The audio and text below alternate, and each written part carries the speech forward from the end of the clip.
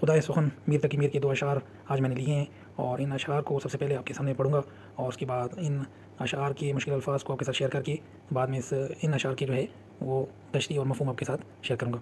تو میر تقی میر لکھتے ہیں، بکا، یہ لفظ بکا نہیں ہے، یاد رکھیں، یا بکا بھی نہیں ہے، بکا بے کے اوپر پیش ہے، تو بکا جب تک نہیں کرتا ہوں تب تک خیر ہے، ورنہ بکا کرنا کہتے ہیں گریا وزاری کرنا، یعنی رونا دھونا۔ تو میر کہتے ہیں جب تک میں رویا دھویا نہیں ہوں تب تک میرے ساتھ میں ٹھیک ہوں، یعنی میرے ساتھ خیر ہے، ورنہ میں بلا ہوں، فتنہ ہوں، آشوب ہوں۔ آشوب بھی فتنے کو کہتے ہیں، تکلیف اور درد کو بھی کہتے ہیں، جیسے آشوب چشم ہے یعنی آنکھ کا دکھنا، آشوب ہوں، فتنہ ہوں، طوفان ہوں۔ آگے کہتے ہیں کہ بحال سگ، سگ کہتے ہیں کتے کو، یعنی کتے کی حالت میں بحال سگ پھرا کب تک کروں یوں اس کے کوچے میں، خجالت کھینچتا ہوں میر آخر میں بھی انسان ہوں۔